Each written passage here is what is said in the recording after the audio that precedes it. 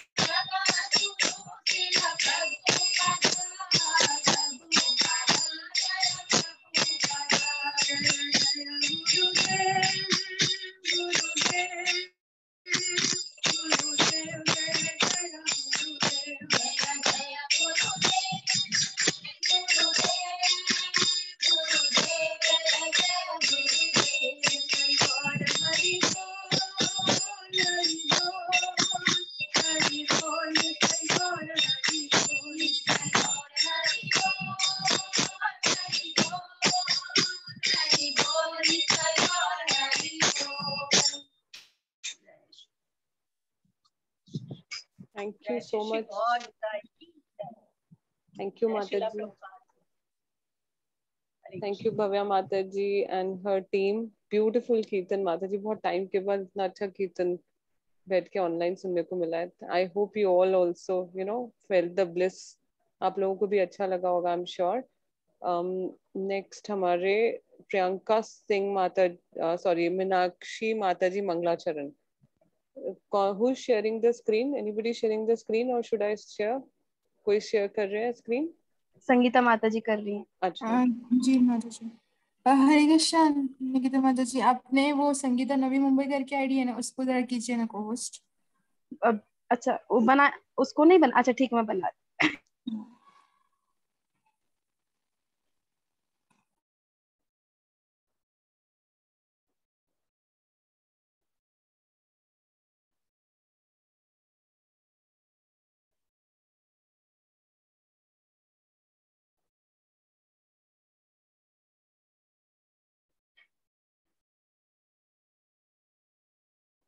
Yes, Meenakshi माता जी, go ahead.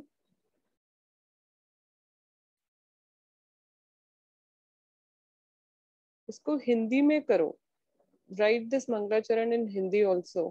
Sangeeta माता जी आप मेरा वाला शेयर कर लीजिए ना, जो मैंने आपको दिया हुआ है. आपके पास नहीं है? हाँ है वही. हाँ, उसमें हिंदी में भी है. हाँ वो देख. और मीनाक्षी माता जी को अनम्यूट करो प्लीज.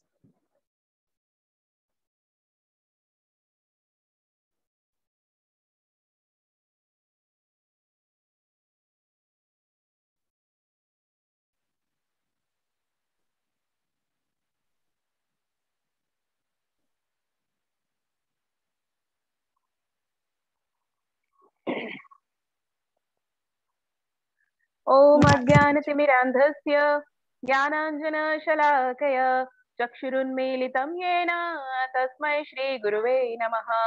श्रीचैतन्यमनोभीष्टं स्थापितं येन भूतले स्वयं रूपः कदा मह्यं ददाति स्वपदान्तिकम्. वन्देऽहं श्रीगुरु श्रीयुतपदकमलं श्रीगुरुन् वैष्णवांशं श्रीरूपं साग्रजातं सहगणललिता विशाखान्वितांश्च वन्देऽहं श्रीगुरु श्रीयुतपदकमलं श्रीगुरुन् वैष्णवांशं श्रीरूपं साग्रजातं सहगणरघुनाथान्वितं तं सजीवं साद्वैतं सावधूतं परिजनसहितं कृष्णचैतन्यदेवं श्रीराधा कृष्णपादान् सहगणललिता श्रीविशाखान्वितांश्च. हे कृष्णा करुणा सिन्धु दीनबन्धु जगत्पते गोपेश गोपिका कांत राधा कांत नमस्तुते. तप्त कांचन गौरांगी राधे वृंदावनेश्वरी वृषभानुसुते देवी प्रणमामि हरिप्रिये. वाञ्छाकल्पतरुभ्यश्च कृपा सिन्धुभ्य एव च पतितानां पावनेभ्यो वैष्णवेभ्यो नमो नमः. जय श्री कृष्ण चैतन्य प्रभु नित्यानंद श्री अद्वैत गदाधर श्रीवासादि गौर भक्त वृंदा. हरे कृष्णा कृष्णा कृष्णा हरे हरे हरे राम राम राम हरे हरे. नमो विष्णुपादाय कृष्णप्रेष्ठाय भूतले श्रीमते भक्तिवेदांत स्वामिन इति नामिने. नमस्ते सारस्वते देव्ये गौरवाणी प्रचारिणे निर्विशेष शून्यवादी पाश्चात्य देशतारिणे.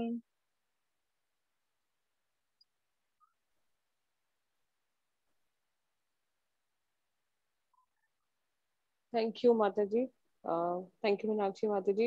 ये वाला जो अभी हमने स्क्रीन शेयर किया था, इसमें अभी भी उल्टा है. लास्ट वाला हरे कृष्ण महामंत्र पहले आएगा, फिर प्रभुपाद प्रणाम मंत्र आएगा. प्लीज इसको ठीक कर लेना. Rest all is good. Okay, so I will share my screen now. Hare Krishna Mata ji Narasimha aarti last में करना. लास्ट हाँ last. Priyanka Singh Mataji will do in the last. अभी start करते हैं. I'm sharing my screen. So we all know today's topic.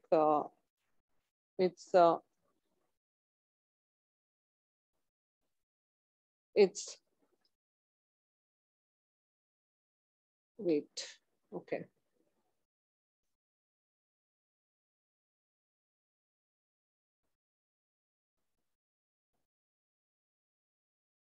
Okay, for whatever reasons it's not. Let me open from another source.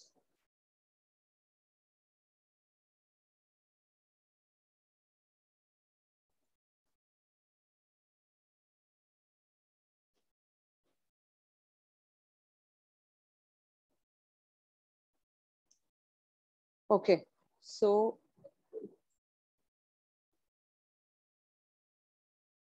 today's topic is, आज का जो topic है वो है how to overcome difficult situations, या कैसे हम जो difficult situations आती हैं हम उनको कैसे कैसे हम जो हमें प्रोवोक करती हैं, हमें गुस्सा दिलाती हैं, हम बोलते हैं ना कि हमारी गलती नहीं थी, सिचुएशन ही ऐसी थी कि गुस्सा आ गया। तो अब इसके बाद हम देखेंगे कि वो एंड में इस जो प्रेजेंटेशन के एंड में भी डिसाइड की सिचुएशन दिलाती है गुस्सा या फिर हमारा खुद का ही गड़बड़ है कुछ, है ना। तो ये will start with this today.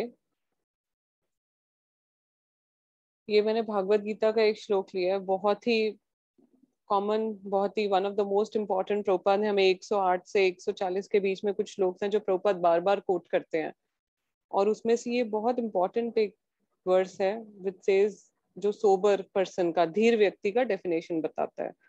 अब बहुत बार ऐसे होता है कि हमें लगता है कि हमें गुस्सा आ गया, सिचुएशन ऐसी थी, जैसे मैंने बोला हमें गुस्सा आता नहीं है पर सिचुएशन ऐसी थी कि हमने ऐसे रिएक्ट कर दिया। हमें तो अदरवाइज मैं तो एक सेंट हूँ, मैं एक महात्मा की तरह हूँ, बट सिचुएशन ही ऐसी थी, अगला बंदा ही परेशान कर रहा था हमको, हमारा कोई इसमें गलती नहीं थी। The other person was so हमने प्रोवोक कर दिया, हमें उसने अच्छे से प्रोवोक किया।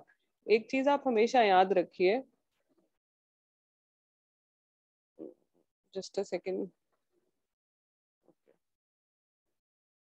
एक चीज हमेशा याद रखिए कि अगर हम संतरे का जूस निकालेंगे, अगर वो संतरे हैं तो संतरे का ही जूस निकलेगा, है ना। मतलब उसको हम निचोड़ते हैं, अगर मैं संतरा लूंगी, इफ आई टेक ऑरेंजेस और उसको मैं निचोड़ूं तो उसमें संतरे का ही जूस निकलेगा, उसमें करेले का जूस नहीं निकलेगा।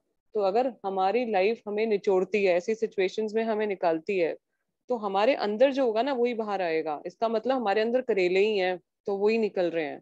जब हमारी लाइफ हमको अच्छे से प्रेस कर रही है, ऐसी प्रेसिंग सिचुएशंस में डाल रही है, और उसके बाद अगर संतरा नहीं निकल रहा है और करेला निकल रहा है, तो इसका मतलब हमारे अंदर है ना गड़बड़, वो सिचुएशन में गड़बड़ नहीं है। लाइफ तो ऐसी सिचुएशंस थ्रो करेगी, दुखालयम अशाश्वतम है। यहाँ पे तो जो हमारे आदि भौतिक, आदि दैविक और आदि आध्यात्मिक जो क्लेश हैं, त्रिताप है, वो तो हमें मिलेंगे ही। 3 टाइप के जो क्लेश हैं हमें मिलेंगे ही मिलेंगे, ये तो है ही। दुखालयम अशाश्वतम, हम यहाँ पे दुर्गा देवी की एक्सटर्नल पोटेंसी जो भगवान की है, वो तो हमें थप्पड़ मारेंगी, यहाँ पे हम थप्पड़ खाने ही आए हैं। तो इसका मतलब हमें अपने आप को ऑरेंज बनाना पड़ेगा। ऐसा नहीं है कि डिफिकल्ट सिचुएशन में कुछ और निकलेगा, जो अंदर होगा वही बाहर आएगा। डिफिकल्ट सिचुएशन जब निचोड़ेगी हमको, तो अगर करेले बाहर आ रहे हैं और नींबू मतलब संतरे का रस बाहर नहीं आ रहा है, तो इसका मतलब अभी हमें और अपने ऊपर बहुत काम करना है, अपने आप को बहुत प्योरीफाई करना है। तो यहाँ पे एक धीर व्यक्ति क्या होता है, उसकी डेफिनेशन दी हुई है, सब कुछ भागवत गीता में है। भागवत गीता में बार बार बताती हूँ, इसको गुह्यम ज्ञान बोलते हैं। शास्त्रों का जो ज्ञान है वो गुह्यम ज्ञान होता है, सीक्रेट नॉलेज है, ये एक्चुअली सीक्रेट है, ये सबके पास अवेलेबल नहीं है, और है भी तो समझ नहीं आ रही। देखिए, नहीं तो अभी तक सिचुएशन दुनिया की चेंज हो गई होती। Bhagavad Gita is easily available, हर घर घर में पाई जाती है, फिर भी हर घर में कलेश है, हर घर में लड़ाइयाँ हैं, कोई भी फॉलो नहीं कर रहा है। क्यों? क्योंकि गुह्यम ज्ञान है। भगवान जिसको रिवील करना चाहते हैं उसी को रिवील करते हैं अपने आप को, है ना। और अगर गुरु और कृष्णा की कृपा होगी तभी भगवान अपने आप को रिवील करेंगे, ऐसा नहीं अपने आप भगवान रिवील करेंगे हमको गुरु की कृपा से, है ना। और अगर कृष्णा की कृपा होगी तो हमें गुरु मिलेंगे, सर्कल है ये पूरा। तो यहाँ पे एक सोबर व्यक्ति, धीर व्यक्ति की जो डेफिनेशन बताई गई है वो बताई गई है, देहिनो अस्मिन् यथा देहे कौमारम यौवनम जरा तथा देहांत प्राप्तिर धीरस्तत्र न मुह्यति। अब इसमें धीर व्यक्ति कौन है? जो सोल है वो हर वक्त बॉडी चेंज कर रहा है। अभी मैं बैठी हुई हूँ ना, अभी भी मेरा सोल बॉडी चेंज कर रहा है हर वक्त। बॉडी में मेरे ख्याल से 3 ट्रिलियन मतलब 300 कुछ सेल हमारी बॉडी में हमेशा, कोई साइंस वाले स्टूडेंट्स तो बता पाएंगे क्या एग्जैक्टली है।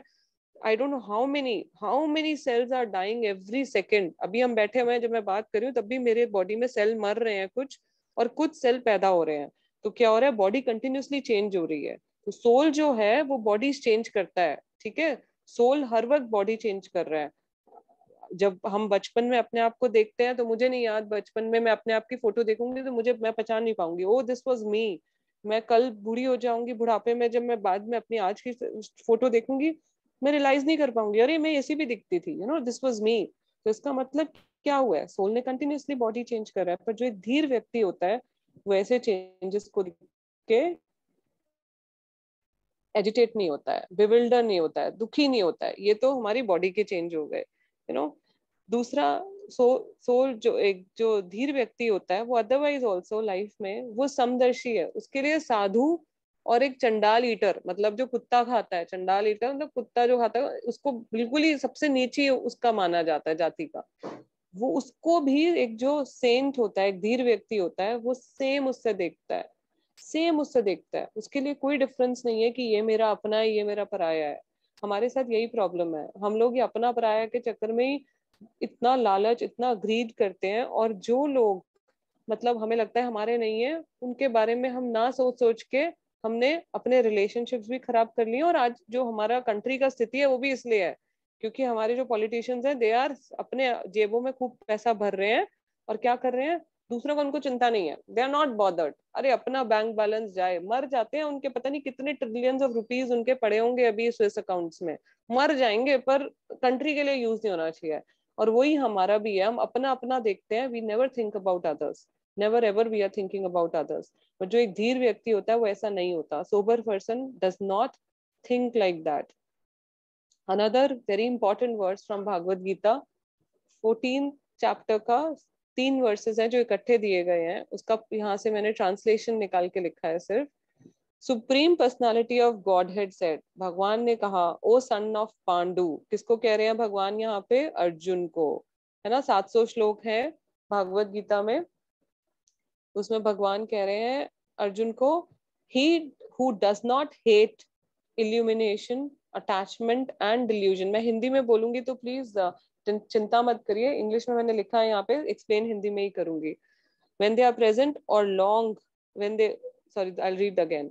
The supreme personality of Godhead said, O son of Pandu, he who does not hate illumination, attachment and delusion when they are present or long for them when they disappear, who is unwavering, undisturbed through all these reactions of material qualities, remaining neutral and transcendental, knowing that the modes alone are active, who is situated in the self and regards alike happiness and distress, who looks upon a lump of earth, a stone, and a piece of gold with an equal eye, who is equal toward the undesirable, the desirable and the undesirable, who is steady, situated equal well in praise and blame, honor and dishonor, who treats alike both friend and enemy, and who has renounced all material activities, such a person is said to have transcended the modes of nature.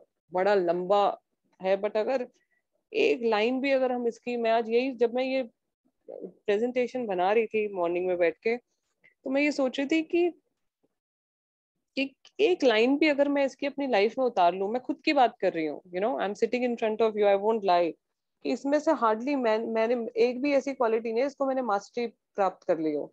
अगर मैं इस पे एक भी line क्या एक भी word पे मैं मास्टरी प्राप्त कर लूं, तो मेरा लाइफ कितनी चेंज हो जाएगी। पूरा भगवान ने पूरा बता दिया है। ये भागवत गीता एक मैनुअल है, मतलब लोग जो बोलते हैं ना हम बुढ़ापे में पढ़ेंगे जी, हमारा तो अभी टाइम नहीं आया, अरे ये गृहस्थास के लिए ही सबसे ज्यादा जरूरी है। जो ब्रह्मचारी या जो सेंट लोग हैं, महात्मा लोग हैं, वो तो वैसे ही इस चीज को प्राप्त कर चुके हैं। ये तो हम जैसे गृहस्थास के लिए भागवत गीता बहुत इंपॉर्टेंट है। It's a life manual. ये लाइफ का, जैसे टीवी चलाने के लिए किताब आती है, कंप्यूटर चलाने के लिए किताब आता है, उसको देख के लोग चेक करते हैं। कल मैंने एक नया हार्ड डिस्क निकाला, मैं देख रही थी इसको कैसे ऑपरेट करना है, तो मैं देख रही थी कि बुक को पढ़ पढ़ के उसको देख देख के कि क्या मैनुअल में लिखा है। सिमिलरली अगर हम लोग लाइफ में बिना मैनुअल के चल रहे हैं, हाँ, तो हमें पता ही नहीं हमें करना क्या, हम अपने मन से चलते रहेंगे। तो जो शास्त्र होते हैं वो एक्चुअली हमारी, specially Bhagavad Gita, it's like a life manual. It's जो लोग बोलते हैं हिंदू मुसलमान की किताब है ये तो हिंदू की किताब है, मुसलमान बोलेंगे नहीं ये तो आपके हिंदूज की किताब है, क्रिश्चियन बोलेंगे नहीं हिंदू। कहाँ लिखा है, भगवान ने कहीं लिखा है कि this book has been made for Hindus, ये सिर्फ हिंदू पढ़ सकते हैं, हाँ, या जो इंडिया में जन्म लिया है वो पढ़ सकते हैं? कहाँ लिखा है? It's a religion neutral book, religion neutral book है ये भागवत गीता। इसमें कहीं भी रिलीजन का कुछ नहीं आता। और हम लोग ने ऐसा बना दिया। देखिए इसमें कितनी बढ़िया बातें लिखी हुई हैं। यहाँ पे बताया गया है कि जो व्यक्ति, हमें समझना पड़ेगा कि हम हर इंक्लूडिंग अस और हमारे आसपास जो लोग हैं, वो जब भी रिएक्ट कर रहे हैं ना, वो खुद नहीं रिएक्ट कर रहे हैं, वो 3 गुणों के चक्कर में एक गुत्थी में बंधे हुए हैं, 3 रस्सियों की तरह वो बंधे हुए हैं, सतोगुण रजोगुण तमोगुण में। कभी वो सतोगुण रजोगुण में होते हैं, कभी वो सिर्फ सतोगुण में होते हैं, कभी वो सिर्फ रजोगुण में होते हैं, कभी तमोगुण में होते हैं, कभी उनके डिफरेंट कॉम्बिनेशन में होंगे, है ना। एनसीआर, वो कंप्यूटर, जो साइंस वाले बच्चे हैं वो जान जाएंगे, वो एनसीआर वाला फॉर्मूला, एन फैक्टोरियल बाय वो क्या होता था, r factorial by n minus r factorial, है ना। वो आई नो ये थोड़ा सा हो जाएगा, बट आप इसके परम्यूटेशन कॉम्बिनेशन बना सकते हैं कि क्या क्या कितना ये 3 गुण हमको कैसे कैसे अफेक्ट करते हैं।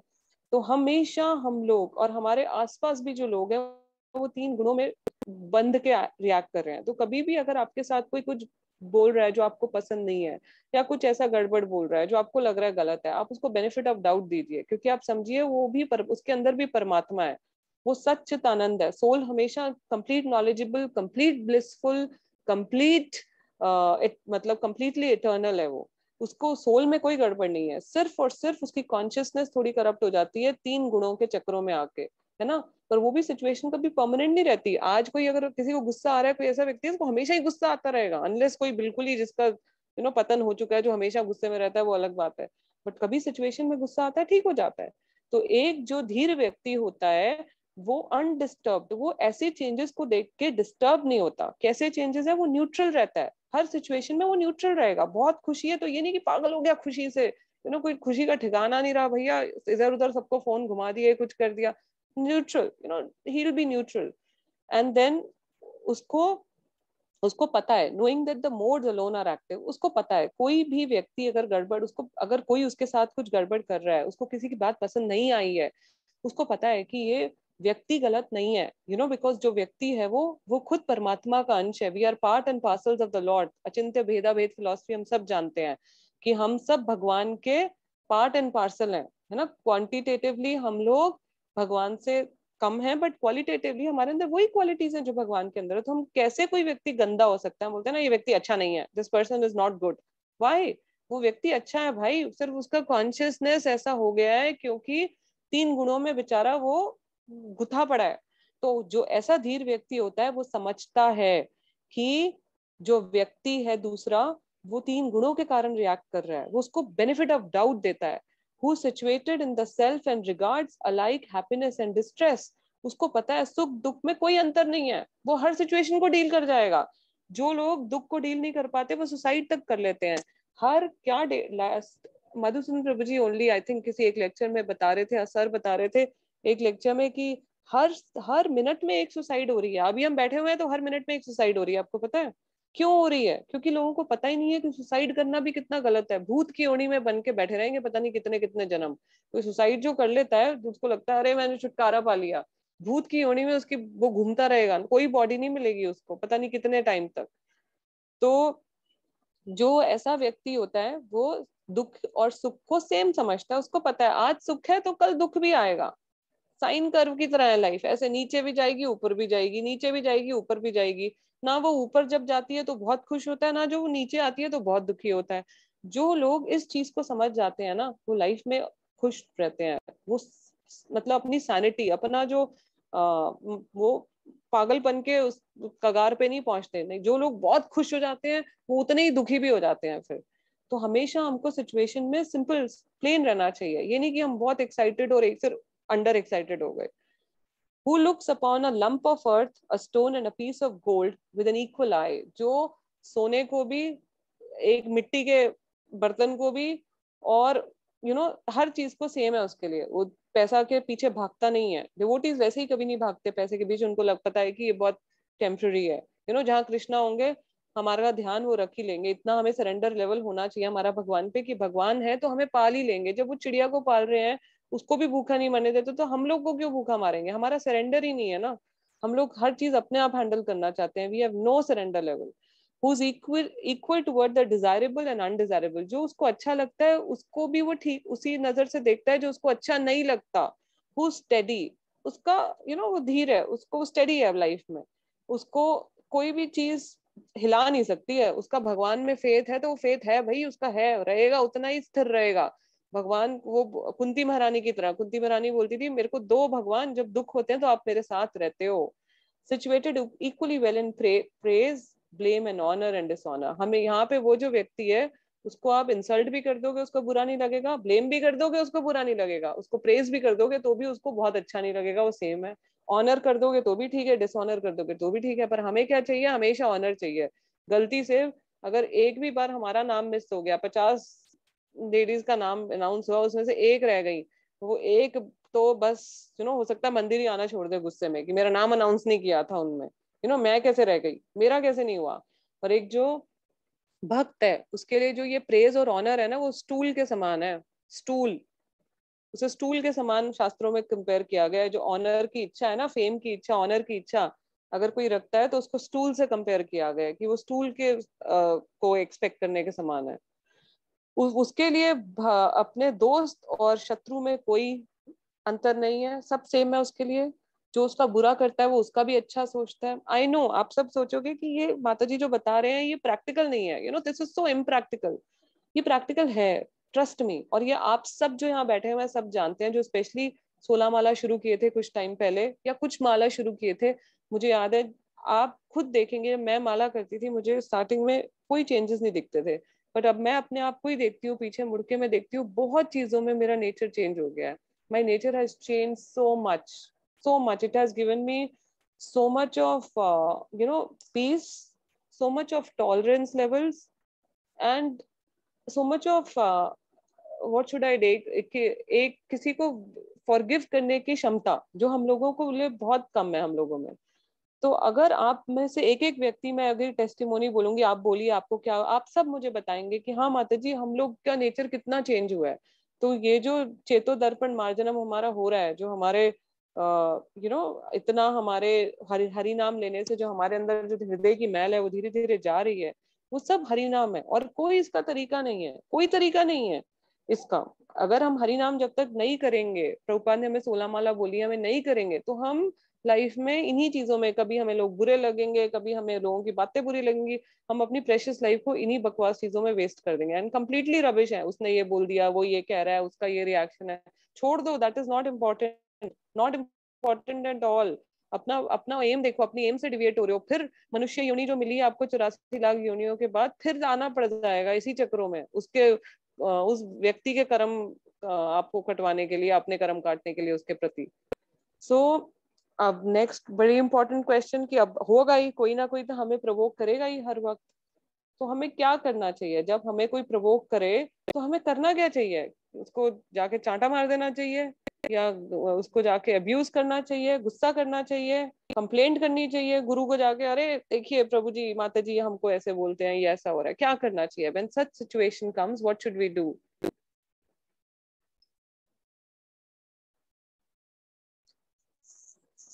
Yesterday when we decided, Nikita Mataji and we were deciding what topic, तो निकिता माताजी से माता जी ये वाला टॉपिक करते हैं। तो मेरे दिमाग में जैसे उन्होंने टॉपिक बोला ना, मेरे दिमाग में सिर्फ यही आया, जड़ भरत जो थे उनकी कहानी। तो जड़ भरत की कहानी हम सब जानते हैं कि क्या कौन थे। भरत महाराज पहले बहुत एक फेमस किंग थे, बहुत सारे मिलियंस ऑफ पीपल वर वो उनको रूल कर रहे थे। और जब वो थोड़े उस एज में आए, वानप्रस्था में, उन्होंने डिसाइड किया मैं सब किंगडम छोड़ के, पूरा किंगडम छोड़ के वो वहां से अपने फॉरेस्ट में चले गए। क्या करने के लिए? भक्ति करने के लिए, कि मैं अब भक्ति करूंगा, यहाँ हरि नाम जप करूंगा मैं। और वहां जाके एक बार एक शेर शेर शिकार के लिए निकलता है, तो एक डियर, हिरन उसको मिलता है, और वो उसको पकड़ने वाला होता है, तो वो हिरन भागता है। अब वो हिरन जो होता है वो प्रेग्नेंट होती है, हिरनी होती है, वो प्रेग्नेंट होती है। तो वो डर के उसी टाइम वो अपने प्राण त्याग देती है। प्राण त्यागने से पहले एक छोटा सा हिरन को, फॉन जिसे बोलते हैं, हिरन को जन्म देती है। और वो हिरन पानी में बह के भरत महाराज जहाँ अपना जप कर रहे होते हैं वहां जाता है। तो जब वो हिरन वहां पे आता है, भरत महाराज उसको देख लेते हैं। अब ऑब्वियसली एक सेंटली पर्सन है, अब कोई पानी में बह रहा है उसको बचाएंगे ही, क्योंकि जो एक सेंट होता है वो किसी का दुख नहीं देख सकता, उसको बचाते हैं भरत महाराज और उसको अपने पास ले आते हैं। अब उसको इतना केयर करते हैं, बहुत उसका ध्यान रखते हैं, हर वक्त उसको कभी खाना देख रहे हैं, अगर वो लेट हो गया है हिरन शाम को आने में, कहीं घूमने चला गया, उनको टेंशन लगी रहती है, अरे आप ये चला गया, ये चला गया, इसको किसी जानवर ने ना पकड़ लिया और ये मर ना जाए, उनको इतना टेंशन हो रहा होता है।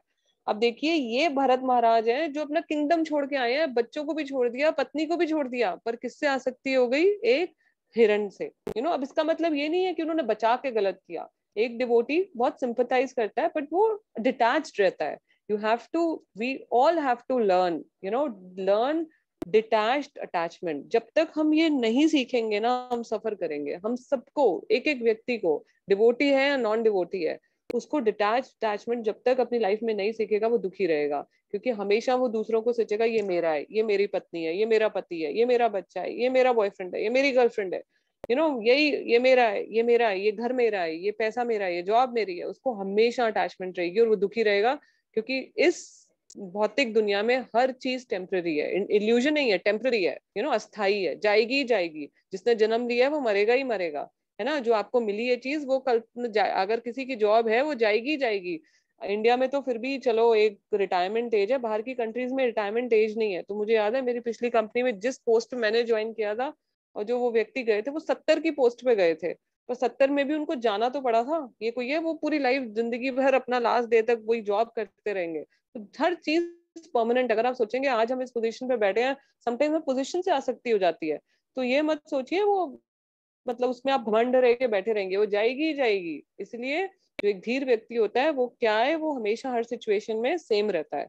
तो भरत महाराज का यहाँ एग्जाम्पल दिया हमने, उनको बहुत वो हो गई आसक्ति। तो अब ये इस पिक्चर में आप देखिए कि लास्ट में जब वो शरीर छोड़ रहे थे, वो हिरन उनके पास बैठा हुआ था और वो उसको देख रहे थे, और वो हिरन बहुत प्यार से उनको देख रहा था, दुखी होके कि ये शरीर छोड़ रहे हैं। जानवरों को भी सेंस तो हो जाता है। तो उनके लास्ट मोमेंट में उनको ये देखिए, ये हिरन ही उनको याद रहा, मतलब ये हिरन ही उनको याद रहा। पर फिर उसके बाद नेक्स्ट लाइफ में वो हिरन बने, क्योंकि आप जिस कॉन्शियसनेस में आप शरीर छोड़ रहे हैं, आप उसी कॉन्शियसनेस में अगला जन्म ले लेंगे, है ना। तो इतनी भक्ति करी उन्होंने, but because he was attached to a हिरन, वो हिरन बन के पैदा हुए अगली लाइफ में। पर उसके अगली लाइफ में उन्होंने एक ब्राह्मण परिवार में जन्म लिया।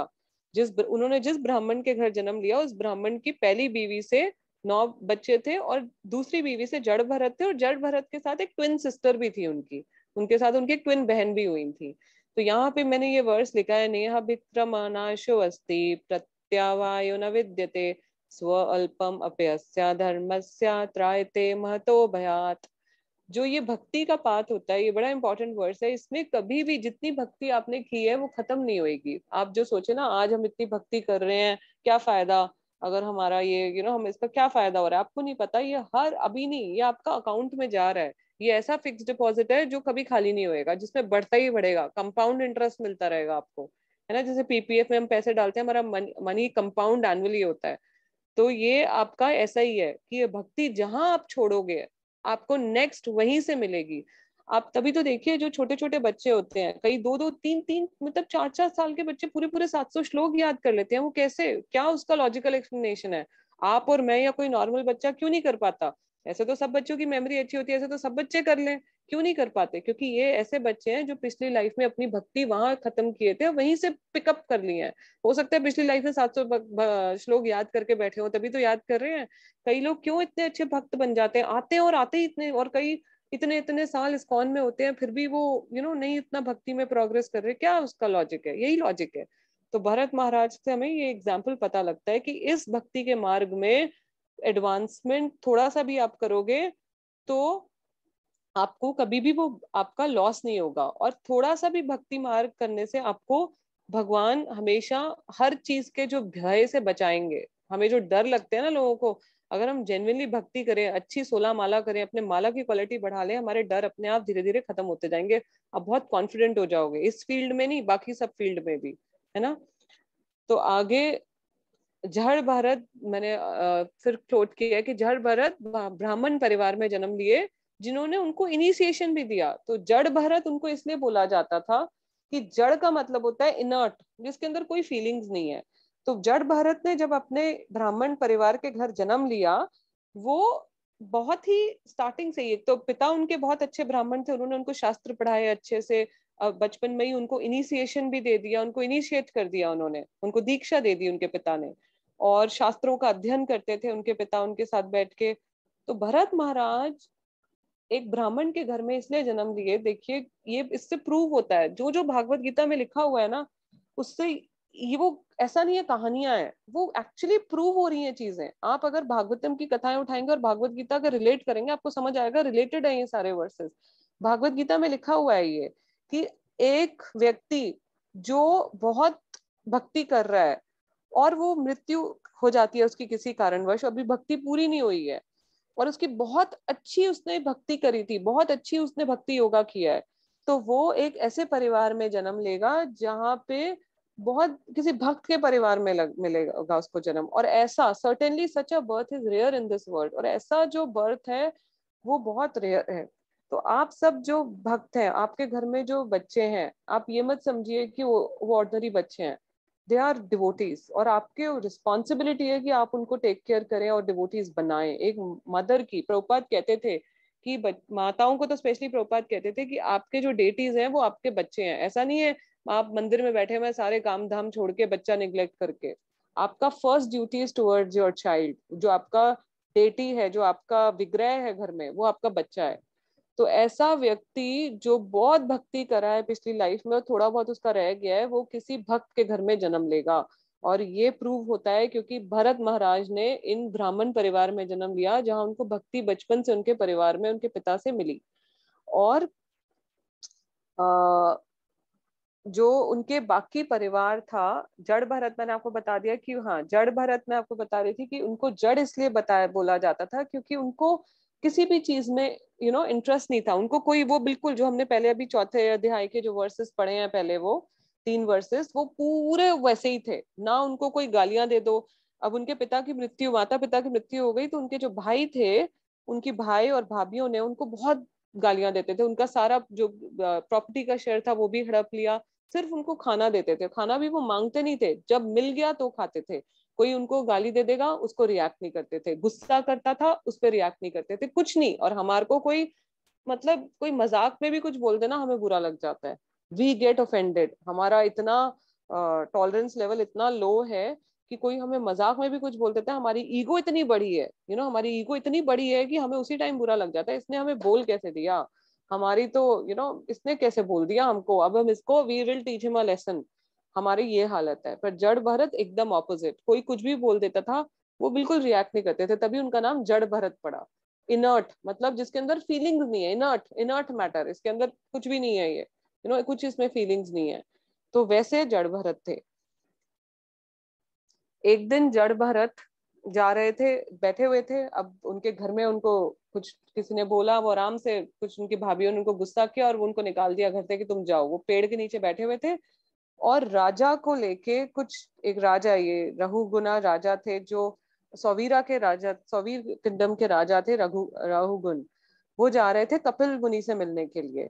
और जो उनके पालकी उठाते हैं, उसमें से पालकी उठाने में से एक व्यक्ति, कहीं उसको चोट वोट लग गई, वो बैठ गया। अब पालकी तो 4 लोग चाहिए ही है उठाने के लिए, अब एक व्यक्ति कम पड़ गया, तो उन्होंने देखा कि ये बैठे हुए हैं पेड़ के नीचे।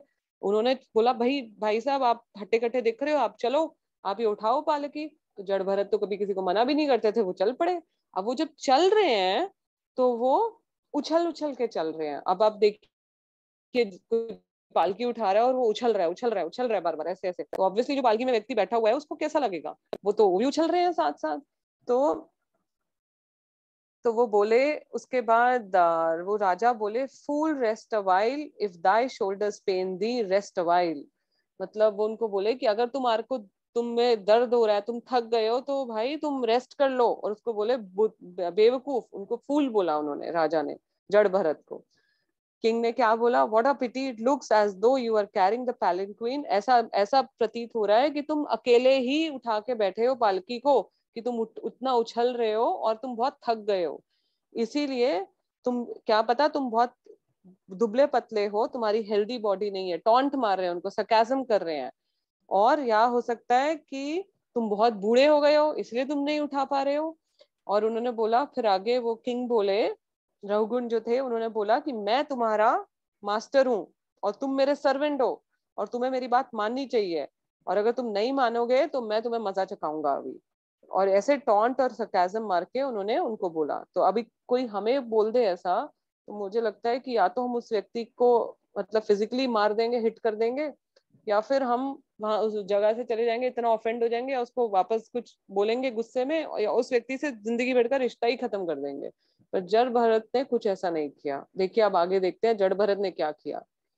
जड़ भरत बोले कि उन्होंने शांति से सुना, उन्होंने शांति से सुना। अब देखिए यहाँ पे राजा जो है वो जड़ भरत के पैरों में गिर गए हैं। तो ऐसा क्या बोला जड़ भरत ने कि वो उनके पैरों में ही गिर गए। आप देखिए कि कैसे एकदम सिचुएशन, पूरा सीन ही चेंज हो गया। अगर हमारे सामने कोई गुस्सा करता है, हम लोग क्या करते हैं, हम भी अग्रेसिव हो जाते हैं, हम और अग्रेसिव हो जाते हैं। वो व्यक्ति और गुस्से में है, हम भी अग्रेसिव हो गए, सामने वाला व्यक्ति और अग्रेसिव हो गया और हम भी अग्रेसिव हो गए।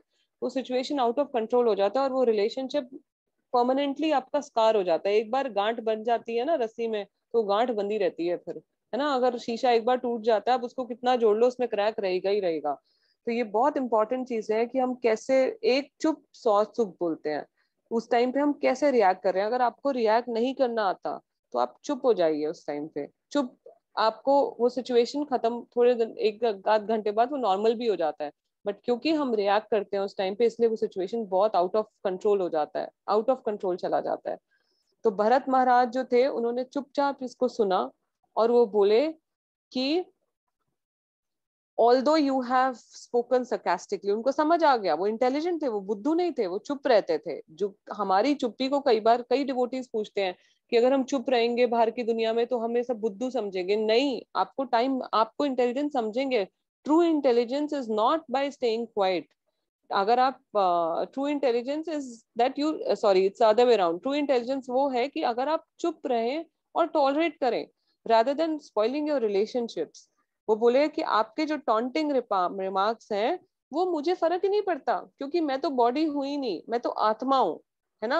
अगर ये जो body, it was my body that was carrying your palanquin not me. और वो बोल रहे हैं कि मेरी बॉडी ये पैलेंक्वीन उठा रही थी, जो ये पालकी है वो मेरी बॉडी उठा रही थी, मैं नहीं उठा रहा था। और आप जिसको ये गालियां दे रहे हैं वो मैं नहीं हूँ, वो मेरी बॉडी नहीं है। मतलब आप ये जो किसको बोल रहे हैं ये मेरे को अप्लाई नहीं करता, क्योंकि मैं बॉडी हुई ही नहीं, मैं तो सोल हूँ, मुझे फर्क ही नहीं पड़ता।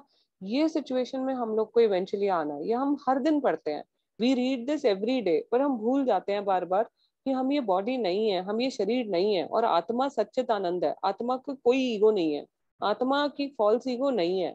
आत्मा की सिर्फ एक ट्रू ईगो है कि मैं भगवान का नित्य दास हूँ, आई एम द इटर्नल। मैं बार बार यही बोलती हूँ कि अपने आप को सर्वेंट मांगो, सर्वेंट मानो, सर्वेंट मानो, सर्वेंट मानो, तो आपको कभी किसी चीज का बुरा नहीं लगेगा। जब हम अपने आप को मास्टर मानते हैं तो हमें बुरा लगता है। हमें बुरा इसलिए लगता है क्योंकि हम मानते ही नहीं अपने आप को सर्वेंट, हम अपने आप को मास्टर मानते हैं।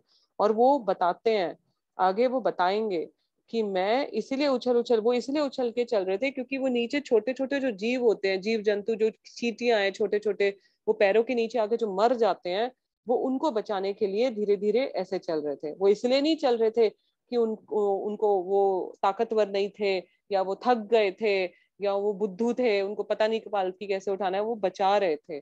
और उन्होंने उनको पूरा ज्ञान दिया, आत्मा का ज्ञान दिया। कि वो आप पढ़ सकते हैं जो उनके डायलॉग्स, उन्होंने बोले कि मैं आत्मा नहीं हूँ, ये जो यू तुम उसको बोल रहे हो, ये यू मैं नहीं हूँ, ये आत्मा है, मैं आत्मा को कभी बुरा नहीं लगता। ये terms like stout or lean, healthy body or ailing body are used with reference to five gross elements and not in relation to the spirit। हम सबको पता है जो हमारा शरीर है वो 8 एलिमेंट से बना हुआ है। 5 तो हमारे हो गए ये धरती, आकाश, पृथ्वी, वायु, जल, और 3 हो गए हमारा mind, false ego, mind, intelligence and false ego. तो ये 8 एलिमेंट से हमारा शरीर बना हुआ है। तो वो बोल रहे हैं कि मैं जो तुम, आप जिसको भी आप बोल रहे हो वो आप बॉडी की बात कर रहे हो, बॉडी तो वैसे ही खत्म हो जाती है, बॉडी तो हमारी वैसे ही खत्म हो जाएगी, आत्मा तो कभी खत्म नहीं होती। शरीर और आत्मा में डिफरेंस है।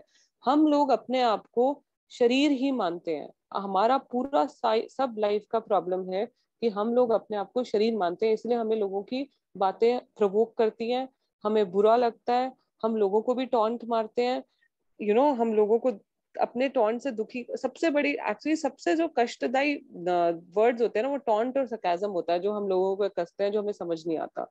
I will give you one example. एक बार एक प्रभु जी प्रसाद बांटे मंदिर में. प्रसाद बांटने के बाद जब उन्होंने बांटा, उनके लिए इतनी सी भिंडी बच गई थी बस. तो वो भिंडी लेके वो खा रहे थे. अब एक दूसरे प्रभु जी आए, उन्होंने भी प्रसाद नहीं पाया था. अब उन्होंने प्रसाद पाने के लिए वो बोले कि, उन्होंने देखा कि भिंडी तो खत्म और इन प्रभु जी के प्लेट में भिंडी रखी हुई है. तो उन्होंने बोला, प्रभु जी आपने ऐसा लग रहा है कि आप तो ये पूरी आधा, मतलब आधा पूरा, आधा जो वेसल था, जो आधा बर्तन था भिंडी का आधा खा गए हो. तो वो बोले, प्रभु जी आधा नहीं खाया मैंने, पूरा का पूरा खा लिया. तो इसमें कौन व्यक्ति टॉन्ट मारा है, किसने सरकाज़म मारा है, पहले व्यक्ति ने या दूसरे व्यक्ति ने? कई लोग बोलेंगे पहले व्यक्ति ने, कई लोग दूसरे व्यक्ति ने, पर दोनों ही टॉन्ट मारे, दोनों ने ही सरकाज़म किया. तो क्या हमें डिवोटीज के बीच में सरकाज़म यूज करना चाहिए? नहीं, ये किसी के उसमें भी नहीं करना चाहिए. बिकॉज यू शुड रियलाइज कि हम आत्मा है, हम शरीर नहीं है, और आत्मा को बुरा नहीं लगता. और यहाँ बोल रहे हैं जड़ भरत उनको, I am not my body and nor you are your body. Are atma और souls are what we real are. हम लोग आत्मा हैं, हम है ही नहीं है बॉडी, है ना. और कौन सर्वेंट, उससे पहले वो ये बता रहे हैं, कौन servant, who is the master, who is the servant.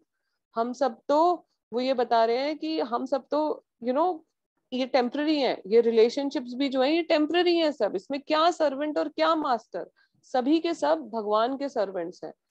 तो क्या हम जड़ भरत जैसे बन सकते हैं? ये स्टोरी भागवतम की इतनी स्ट्रांग है अपने आप में. मैं ये सोच रही थी क्या मूवीज बॉलीवुड की होती होंगी, अपने आप में इतनी स्ट्रांग मूवीज बन सकती हैं इनसे, पूरी की पूरी एक एक भागवतम की कथा पे.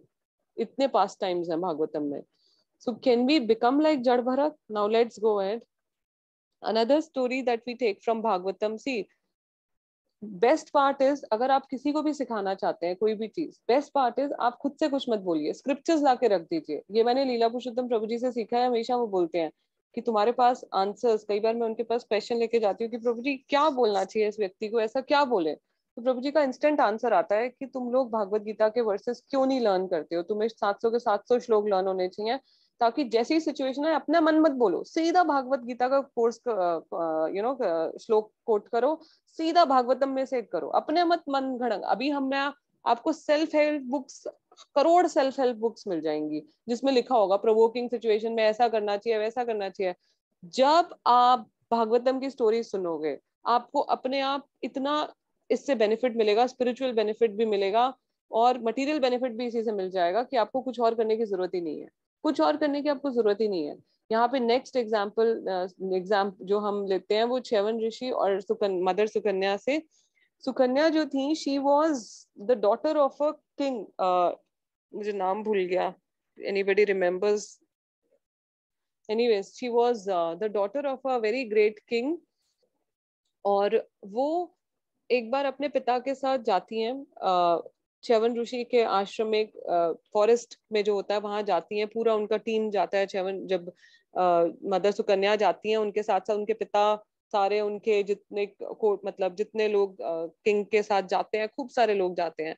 अब वहां मदर सुकन्या क्या कर रही हैं, वो एक देखती हैं कि एक मतलब टीला सा बना हुआ है, मिट्टी का कुछ ऐसा बन गया है, और उसमें वो देख रही हैं कि 2 होल हैं. आप ये फोटो देखिए, यहाँ पे दिखाया गया 2 होल उनको दिखते हैं उस मिट्टी के, उस टीले में. इसमें बहुत सारे टर्माइट्स भी बैठे हुए हैं और बहुत पूरा मिट्टी से वो भर गया. उनको बड़ी क्यूरियोसिटी होती है क्या चीज है, ये क्या चीज है जिसके अंदर जहां से 2 लाइट, मतलब लाइट शाइन कर रही है, लाइट आ रही होती है. आउट ऑफ क्यूरियोसिटी वो एक डंडी लेके, ट्विग लेके, पतली सी डंडी लेके, उसमें दोनों जो ये जो होल्स हैं इसके अंदर वो डंडी मारती हैं दोनों होल्स में, और उसमें से खून निकलने लग जाता है.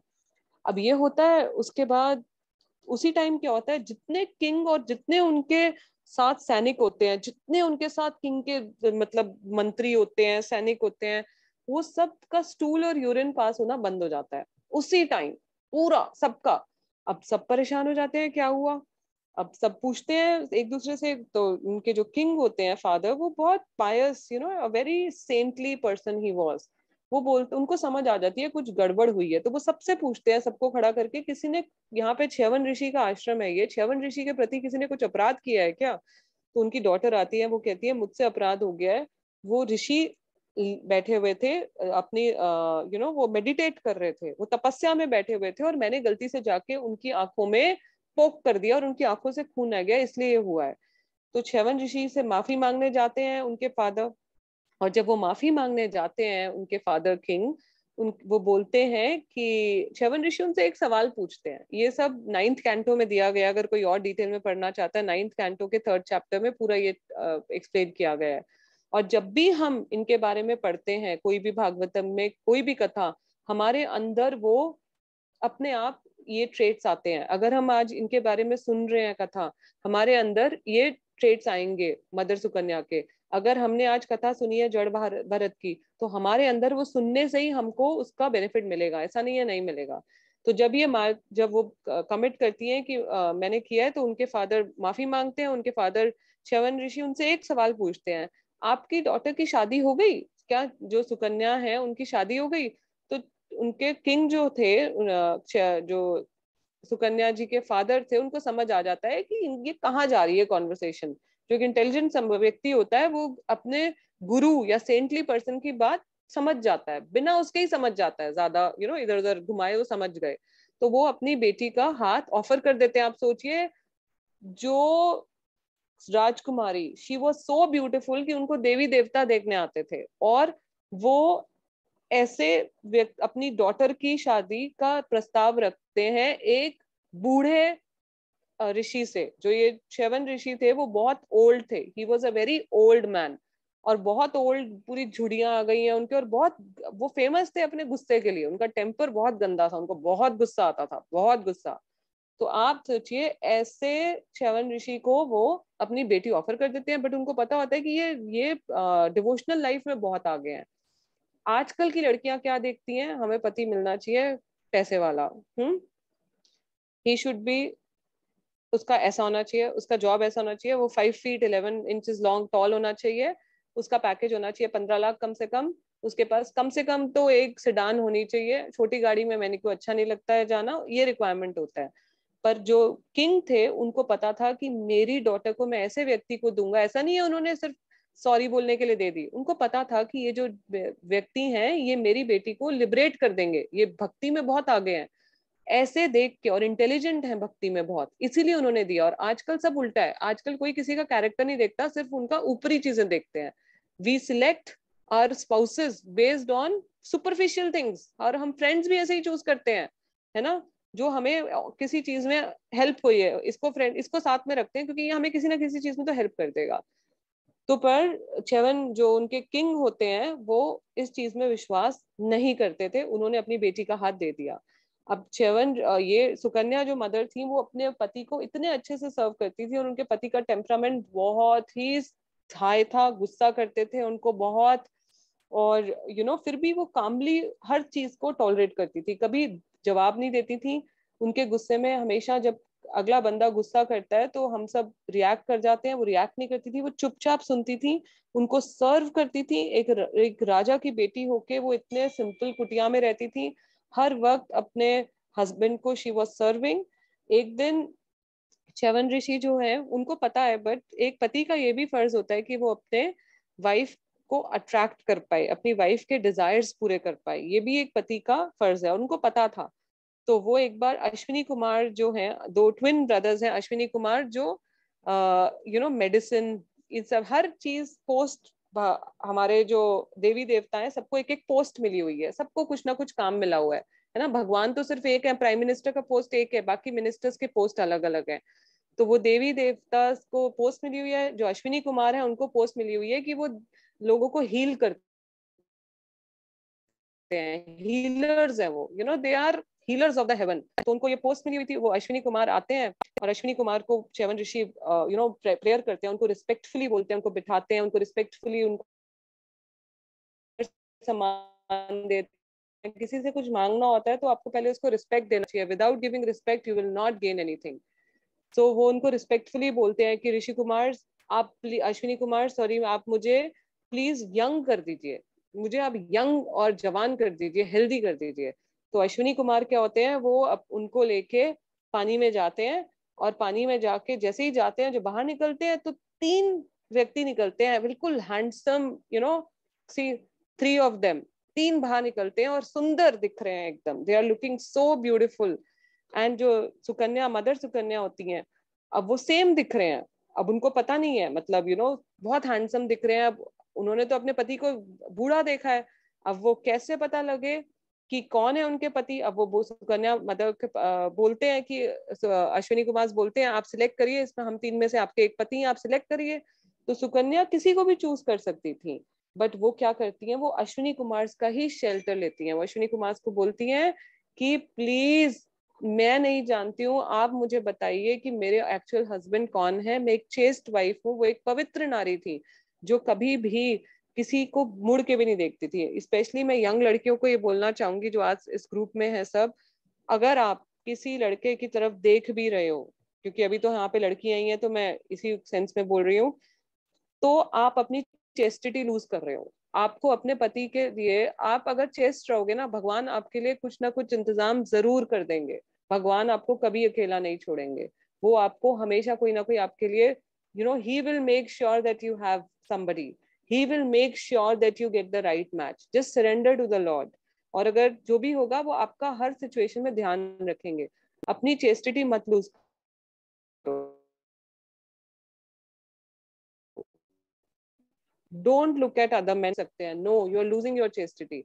अगर जो मैरिड है उनको तो बिल्कुल ही नहीं देखना चाहिए, तो या किसी पराये उनसे बात भी नहीं करना चाहिए। To that extent they should not be even talking to to somebody who is not other than your husband. अगर उनको किसी सेवा के लिए बात भी करना है तो हमेशा अपने पति के साथ जाके उनसे बात करना चाहिए।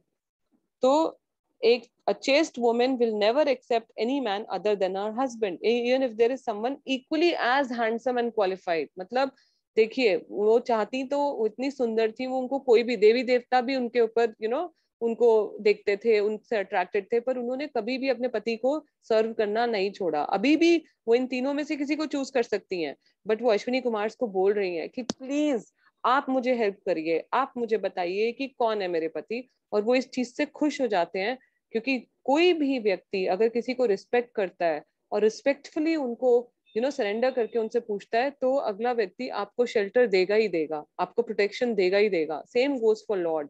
अगर हम भगवान को सरेंडर करेंगे, सरेंडर करके उनके पास जाएंगे, दोनों हाथ खड़े कर देंगे लिटरली कि भगवान what ever you will do with us, जो भी आप हमारे साथ करोगे हम एक्सेप्ट कर रहे हैं, हम मूर्ख हैं, तो भगवान आपको हेल्प करेंगे ही करेंगे। अश्विनी कुमार उनको बता देते हैं कि आप कौन कौन उनके असली पति हैं, और वो एक बहुत अच्छा जीवन आगे व्यतीत करते हैं। ये आज निकिता माता जी ने कोट भेजा था, मैंने वहां से ये उठाया है कि प्रभुपाद बोलते थे, प्रभुपाद अपने लेक्चर में एक बार बोले कि अगर आप पानी में पत्थर डालेंगे तो पत्थर जब डालते हैं तो रिपल्स बनते हैं, है ना, उसमें ये वो बना रिपल्स, कोई हिंदी में पता नहीं क्या बोलते हैं, रिपल्स बनने शुरू होते हैं, और उस टाइम कुछ दिखता नहीं है अंदर। आप 2-3 पत्थर मार दो, पानी के नीचे क्या है कुछ नहीं दिखेगा, पर जब शांत होता है तो सब कुछ दिखता है।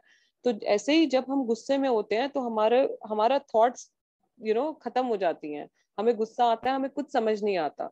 हम आगे इसमें भागवत गीता में बताया भी गया है कि एंगर से क्या क्या होता है। लस्ट से एंगर होता है, एंगर से क्या होगा, आप बिविल्डर हो जाओगे, आपका मेमोरी लॉस हो जाएगा, आप कुछ समझ नहीं पाओगे। जब भी गुस्सा आपको आए उस टाइम कुछ मत करो कुछ भी, उसी टाइम सारे सोल्यूशन नहीं निकालने हैं। मैं सबको यही बार बार बोलती हूँ, स्ट्रेस हो, गुस्सा हो, तब कुछ भी रिएक्ट मत करो, सोल्यूशंस थोड़ा शांत होकर निकालो, नेक्स्ट डे निकाल लो, 1 घंटे बाद निकाल लो, उस टाइम रिएक्ट मत करो।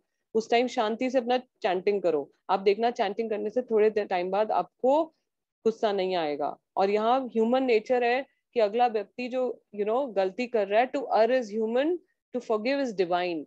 माय फादर, आई रिमेम्बर, मेरे पापा मुझे हमेशा बोलते थे, और मुझे तब समझ नहीं आती थी इसका मतलब क्या है, और अब मुझे समझ आती है कि ये है जो ह्यूमन का टेंडेंसी है कि वो मिस्टेक्स करेगा ही करेगा। वो 4 जो चीजें बताई गई हैं जो ह्यूमन बींग्स करते हैं, कि वो मिस्टेक्स करते हैं, वो इल्यूजन में रहते हैं, वो झूठ बोलते हैं, ये सब चीजें ह्यूमंस करेंगे ही करेंगे। तो क्या हम नहीं करते? क्या हम वहां से आ रहे हैं? मतलब हम क्या बहुत महाभागवत हैं जो हम दूसरों को कमेंट करते हैं उनके ऊपर?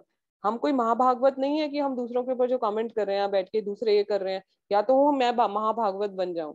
सिर्फ उस व्यक्ति के गुरु को या जो अथॉरिटी है उसको करेक्ट करने का उसको हक है, हमें नहीं है। जो आपके पास लोग हैं आप उन्हीं को करेक्ट करिए, दुनिया भर में जाके मत करेक्ट करिए। दुनिया में जाके आप हरि नाम बांट सकते हैं, बस हरि नाम ही बांटिए आप, और कुछ किसी को करेक्ट करने की जरूरत नहीं है।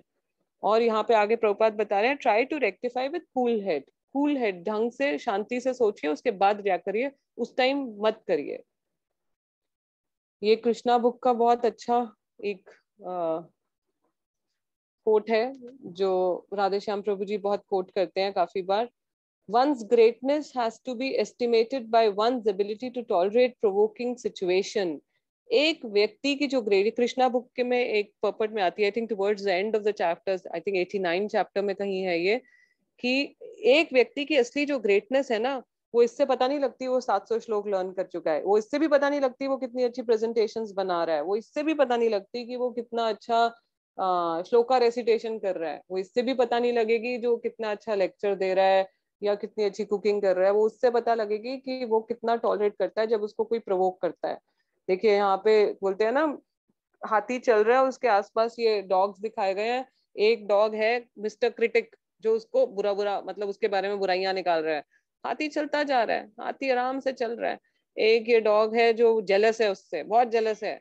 एक जो डॉग है वो इनसिक्योर है उससे। एक जो डॉग है वो बोल रहा है हमें पता है तुम क्या हो, you know we all know who you are, हमें पता है तुम्हारा असली अस्तित्व क्या है भाई, तुम तो इतनी इतनी बातें कर रहे हो पर फिर भी हमें पता है तुम अंदर से क्या हो, तुम इतने लेक्चर्स दे रहे हो पर अंदर से हमें सब पता है तुम क्या करते हो। ऐसा हाथी कभी भी इन चीजों से वो नहीं करता, और किसी की ग्रेटनेस उसी से पता लगती है जब वो सिचुएशन को टॉलरेट करता है। ये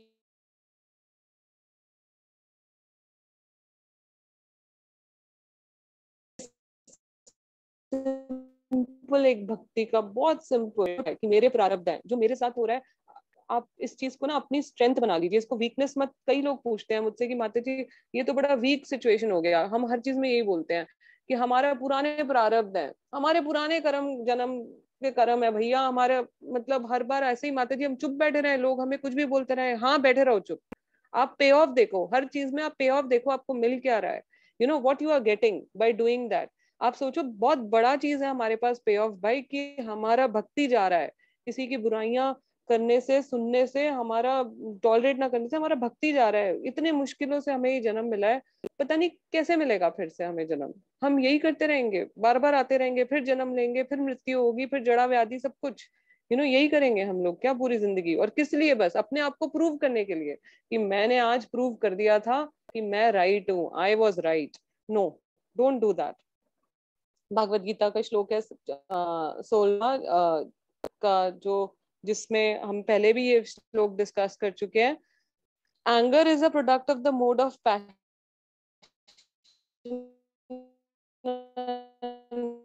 लस्ट।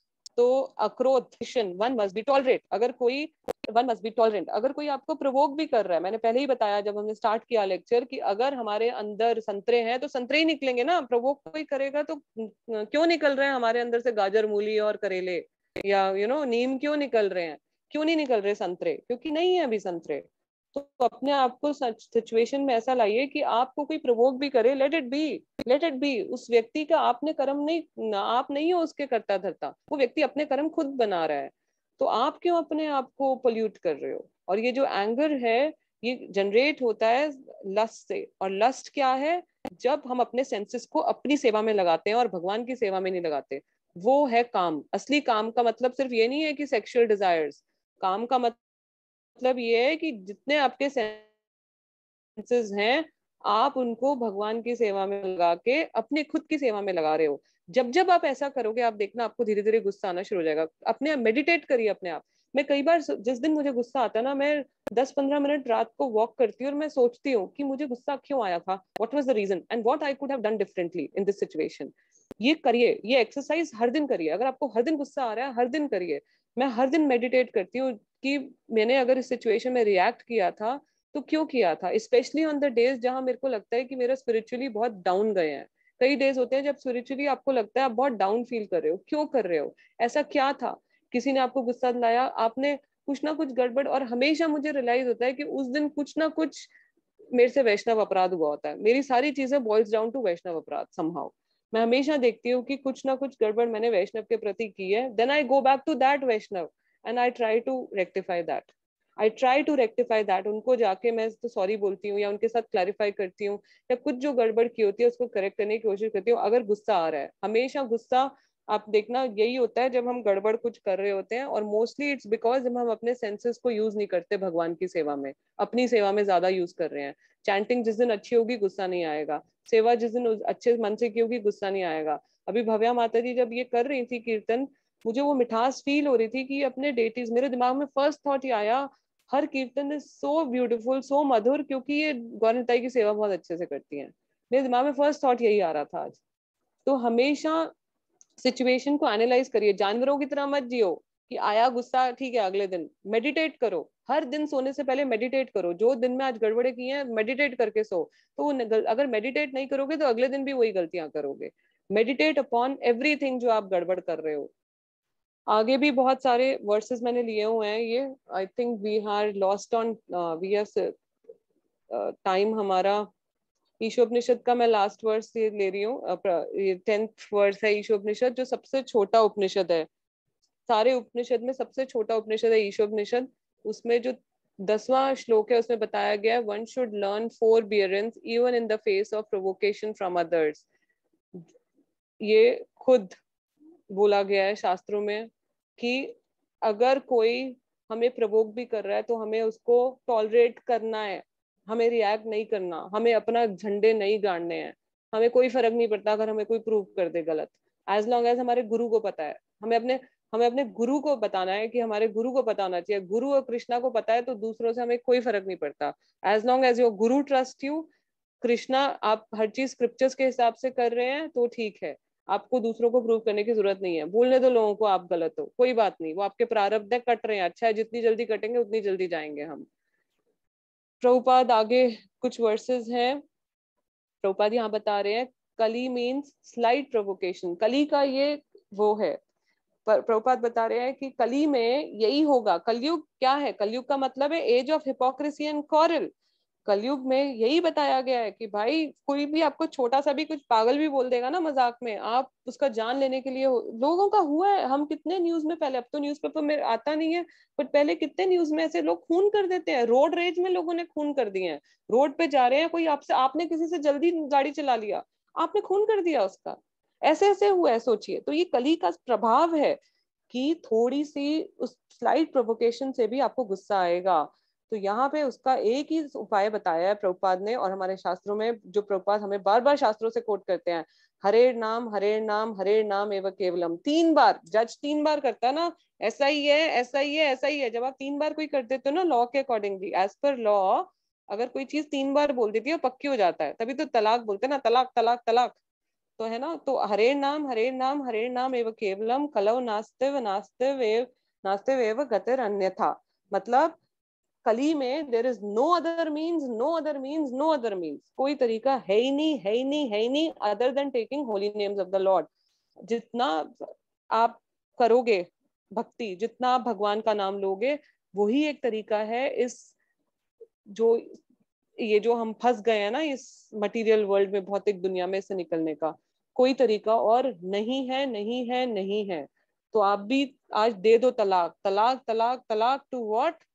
किसको? अपने अंदर काम को, क्रोध को, मोद को, मोह को, मत को, मत्सर्य को, काम क्रोध मोह मत मत्सर्य सबको ये दे दो, लोभ ग्रीड को दे दो तलाक। आज इस लेक्चर में लिख लो बैठ के कि आज मेरे अंदर ये गड़बड़ है, I am struggling, I am greedy, मुझे बहुत गुस्सा आता है, मुझे बहुत अटैचमेंट है अपने परिवार वालों से, मुझे बहुत अटैचमेंट है अपने पैसे से, मुझे बहुत अटैचमेंट है अपनी पोजीशन से।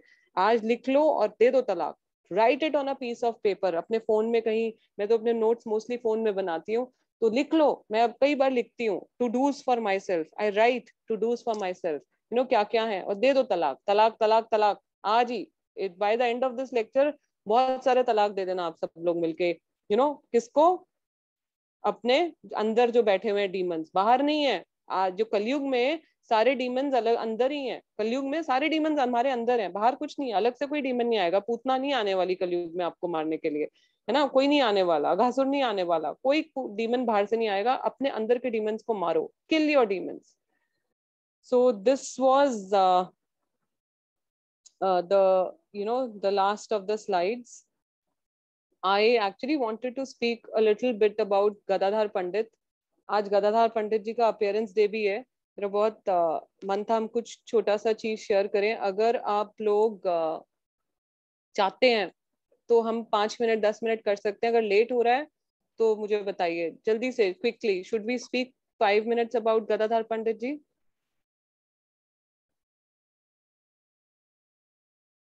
Yes, Nikita Mataji, you will say yes. You are, you and I are practically saying, okay, thank you. So I got the permission from all my dear Matajis. So please hear, आज जिस दिन भी जिसका I have to meet my 2 of my best friends जो मेरे को बहुत tolerate करती हैं, Padmini and Gaurangi. Today they are in the temple and after months, not after months, I'm meeting them. और अभी वो भी मुझे टॉलरेट करती हैं क्योंकि मैं उनको फॉर ग्रांटेड लेती हूँ. अपनी क्लासेस के चक्कर में अपने फ्रेंड्स को बहुत निग्लेक्ट करती हूँ मैं. Okay, so let's quickly just discuss about Gadadhar Pandit ji for 10 minutes. Gadadhar Pandit ji is, हम सब जानते हैं कि 5 पंच तत्व मंत्र है ना हमारा. जय श्री कृष्णा चैतन्य प्रभु नित्यानंदा श्री अद्वैत गदाधार श्रीवास आदि गौर भक्त वृंदा. पंचतत्वात्मकम कृष्णम भक्त रूप स्वरूपकम भक्तावतारम भक्त्याकम नमामि भक्त शक्तिकम. तो ये महाप्रभु जो हैं वो कभी भी जब भी भगवान आते हैं अकेले नहीं आते, वो अपने पार्षद के साथ आते हैं. तो Gadadhara Pandit was one of his dear most, मतलब उनको बहुत ही प्यारे थे. और गदाधार पंडित जी और महाप्रभु की एज में ज्यादा डिफरेंस नहीं था. महाप्रभु सिर्फ गदाधार पंडित जी से 1 साल बड़े थे और ये सेम स्कूल में जाते थे और बचपन से इकट्ठे रहते थे. दे सेम स्कूल में जाते थे हमेशा. एक बार जब महाप्रभु को बहुत एक चीज हमेशा याद रखिए कि जब भी कोई स्पेशल अपीयरेंस डे होता है ना, हम मैसेज देखते हैं व्हाट्सएप में आया, today is the appearance day of Gadadhar Pandit, today is the appearance day of mother Sita, today is the appearance day. हम सुन लेते हैं और मैसेज पढ़ के इधर उधर कर लेते हैं. उस दिन अगर आप जिसका भी वो स्पेशल डे है, अगर आप उनके बारे में पढ़ते या सुनते हैं, जितना आपको स्पिरिचुअल बेनिफिट मिलेगा उतना आपको कभी और किसी चीज से नहीं मिलेगा. आचार्यों का मर्सी बहुत इंपॉर्टेंट है. हम लोग, मुझे याद है बचपन में हम हमेशा, अभी भी मेरा हैबिट नहीं गया, अभी भी हम अपने पूर्वजों को बहुत रिस्पेक्ट करते हैं. माय दादा परदादा, in my family I have always seen this. मुझे अभी तक मुझे अपने दादा के दादा का नाम भी पता है. तो हमेशा मैंने ये देखा था कि हमारे फैमिली में बहुत मतलब जो होते हैं ना पूर्वज, उनको बहुत इंपॉर्टेंस दी जाती थी. अब जब मैं भक्ति में आई हूँ मुझे समझ आती है क्यों दी जाती है, क्योंकि उनकी मर्जी, आचार्य की मर्जी, अपने सीनियर्स की मर्जी के बिना हम कुछ भी नहीं है, हमारी कोई औकात नहीं है. तो जब हम फेस्टिवल स्पेशल दिन वाले दिन उनके बारे में सुनते या पढ़ते हैं तो हमें बहुत बेनिफिट और उनकी मर्जी मिलती है. तो क्विकली गदाधार पंडित जी की कुछ ग्लोरीज हम करेंगे डिस्कस. तो गदाधार पंडित जी एक बार महाप्रभु बहुत महाभाव में आ जाते हैं. वो बोलते हैं कहाँ है, where is Krishna, where is Krishna, where is Krishna, और एकदम बहुत कंट्रोल करना मुश्किल हो जाता है. तो सच्ची माता देखती हैं ऐसा हो रहा है, वो घबरा जाती हैं. गदाधार पंडित जी होते हैं उनके साथ उस टाइम. तो गदाधार पंडित जी बोलते हैं महाप्रभु कृष्णा आपके हृदय में है, आपके दिल में है. तो वो क्या करते हैं, महाप्रभु अपना दिल नोचने लग जाते हैं, अपना हार्ट स्क्रैच कर रहे हैं, खूब स्क्रैच कर रहे हैं हार्ट. तो जो ये गदाधार पंडित होते हैं वो उनको रोकते हैं, उनको संभालते हैं. वो कहते हैं महाप्रभु अभी आएंगे, कृष्णा आएंगे. तो सच्ची माता उनको बोलती है कि गदाधार पंडित जी आप कभी भी इनको कभी भी छोड़ना मत, कभी भी आप इनको निमाई को अकेले मत छोड़ना कभी भी. तो गदाधार पंडित जी को प्यार से गदाई बोलते थे, महाप्रभु गदाई बोलते थे उनको. तो बोले कि आप हमेशा गदाई, आप हमेशा निमाई के साथ रहना, है ना. और उसके बाद महाप्रभु हम सब जानते हैं, चैतन्य महाप्रभु स्वयं कृष्णा है जो 500 साल पहले अपने ये स्पेशल मर्सी देने के लिए डिवोटीज को आए. कृष्णा भी इतनी मर्सी नहीं दे सकते जितना महाप्रभु हमको दे सकते हैं. तभी हम लोग गौड़िया वैष्णव हैं, हम महाप्रभु को फॉलो करते हैं. और महाप्रभु उसके बाद जब महाप्रभु ने अपने जो लास्ट 18 ईयर्स थे, हम सब जानते हैं कि वो पुरी में चले गए थे, ही वेंट टू पुरी। तो जब वो पुरी गए तो गदाधर पंडित जी भी उनके साथ गए, वो उनके साथ गए और उन्होंने वो बहुत उनको डर लगता था कि महाप्रभु को आप बंगाल में ही रहिए, आप बंगाल में ही रहिए। तो गदाधर पंडित जी बड़े मतलब महाप्रभु से अटैच थे। उन्होंने बोला महाप्रभु आप मुझे क्षेत्र संन्यास दे दो। तो उन्होंने क्षेत्र संन्यास ले लिया कि मैं क्षेत्र संन्यास महाप्रभु से ले लिया। क्षेत्र संन्यास होता है कि वो उस क्षेत्र को छोड़ेंगे नहीं। तो पुरी में महाप्रभु क्षेत्र संन्यास दिए गदाधर पंडित जी को, और गदाधर पंडित जी वहीं रहते थे पुरी में। तो पुरी में एक जगह थी जहां वो लोग रहते थे, वहां हर दिन महाप्रभु गदाधर पंडित जी हर दिन वहां पे भागवतम स्टोरी सुनाते थे। हर दिन में भागवतम का पाठ होगा हर दिन, और इतनी सुंदर आवाज में सुनाते थे कि सब लोग सुनने आते थे उनसे। तो महाप्रभु एक बार गदाई को बोले गदाई तुम ये जो सुनाते हो ना, तुम हर दिन ध्रुव महाराज और प्रहलाद महाराज की सुनाया करो। बार बार प्रहलाद महाराज और ध्रुव महाराज की कहानियां सुनते थे। तो ऐसा शास्त्रों में लिखा गया है कि जो निमाई थे, मतलब जो हमारे महाप्रभु थे, उन्होंने कम से कम हजारों बार ध्रुव महाराज और इनकी स्टोरीज ध्रुव महाराज और प्रहलाद महाराज की स्टोरीज हर दिन 1000 बार सुन चुके थे वो अपने लाइफ में। तो फिर भी वो उनसे बार बार सुनते थे। एक बार क्या हुआ, ये बड़ा इंटरेस्टिंग है, this is one of my favourite places in the entire world, जिसके बारे में मैं आपको बताऊंगी अभी। और निकिता माता जी और मैंने इस बार काफी घंटे, दिसंबर में हम लोग काफी घंटे, हमें ये अपॉर्चुनिटी मिली इस जगह पे स्पेंड करने की। सो निकिता माता जी आपको भी याद आ गया होगा सारा, है ना। आज जब मैं पढ़ रही थी इसके बारे में, और तो मुझे मतलब मेरे आंखों से आंसू आ गए। मुझे लगा मुझे दोबारा जाना। I felt so much of separation from that place. तो वहां पे एक बार महाप्रभु बैठे हुए थे। महाप्रभु ने बोला निमाई गदाई मैं आपको आज आपको एक गिफ्ट देना चाहता हूँ। तो वो गए, उन्होंने बोला कहाँ है कृष्णा। महाप्रभु बोल रहे हैं कहाँ है कृष्णा। और वो उन्होंने एक जगह खोदना शुरू करा। बहुत खोदते गए गार्डन में, एक गार्डन था उसमें बहुत खोदा, और वहां से निकले कृष्णा के एक डेटी, कृष्णा के एक विग्रह निकले। और उन्होंने बोला गदाई ये लो कृष्णा रे, ये लो आपको कृष्णा ये गिफ्ट दिए मैंने। और उस जगह को बोला जाता है, उन डेटी का नाम है गोपीनाथ। और उस जगह को अब उन डेटी को अब टोटा गोपीनाथ बोला जाता है। ओडिया में टोटा मीन्स जो जगन्नाथपुरी है वो उड़ीसा में है, और वो जो गार्डन था वो उड़ीसा में एक जगह, पुरी में एक गार्डन था, इसलिए टोटा उड़िया में टोटा मीन्स गार्डन को उड़िया में टोटा बोला जाता है। तो उन्होंने बोला ये इनका नाम आज से टोटा गोपीनाथ हो गया। तो टोटा गोपीनाथ भगवान ने, महाप्रभु ने खुद गदाई पंडित को दिए। ये मेरे को बहुत अच्छा लगता है ये टेम्पल, और यहाँ पे बहुत अच्छा प्रसाद, अगर आप में से कोई जाए तो बता सकते हैं, हम उनका प्रसाद कभी बुक करा सकते हैं। दिन में लंच बहुत अच्छा प्रसाद होता है यहाँ पे। और तो अगर आप इसमें एक और बड़ी अच्छी चीज है कि जब टोटा गोपीनाथ को भगवान ने दिया तो महाप्रभु ने गदाई पंडित जी को दिया। गदाई पंडित जी हर दिन उनकी बहुत अच्छे से सेवा करते थे, पूरी पंचरात्रिक विधि से उनकी सेवा करते थे हर दिन। और जब वो बूढ़े हो गए, मतलब उसके बाद एक और एपिसोड होता है, छोटा सा एक स्टोरी है कि महाप्रभु फिर वहां से जाने लगे। जब वो जा रहे थे वहां से पुरी से, तो गदाधर पंडित जी भी उनके साथ साथ चले। गदाधर पंडित जी को बोला कि आपने तो क्षेत्र संन्यास लिया, आप छोड़ नहीं सकते, आप टोटा गोपीनाथ की सेवा भी नहीं छोड़ सकते और आप पुरी को नहीं छोड़ सकते। आपने ये संन्यास, आपने एक वचन लिया है कि आप यहीं पे शरीर त्यागेंगे, तो आप कैसे छोड़ के जा रहे हैं। तो उनको बोलते हैं कि नहीं महाप्रभु, मेरे लिए तो आप ही भगवान हो, आपके चरणों के दर्शन करूंगा तो फिर मेरे को सब भगवान के दर्शन हो गए। तो महाप्रभु उनको बहुत डिस्करेज करते हैं। वो कहते हैं ठीक है महाप्रभु, आप मुझे मत लेके चलो, मैं आपके साथ साथ अलग से चलूंगा, आप अपनी टोली को अलग लेके जाओ। तो महाप्रभु चलते रहते हैं और कुछ 100-200 मीटर दूरी पे अपना गदाई पंडित चलते रहते हैं। अब गदाधर पंडित चल रहे हैं, महाप्रभु चल रहे हैं, चलते चलते कटक पहुंच गए। कटक जब पहुंच जाते हैं तो कटक पहुंच के वहां पे महाप्रभु उनको बुलाते हैं, बोलते हैं कि लेके आओ गदाई को। और ला के बोलते हैं गदाई आपको वापस जाना है, अगर आप अपनी इच्छा के लिए कर रहे हो तो आप मेरे को फिर डिसरिस्पेक्ट कर रहे हो, मेरी इच्छा है कि आप जाइए। महाप्रभु ने 2 कारणों से उनको भेजा, क्योंकि अगर महाप्रभु उनको रखते वहां पे तो आगे के लिए ये गलत एग्जाम्पल सेट होता कि आप अपनी वाव को, वचन को ब्रेक कर सकते हो।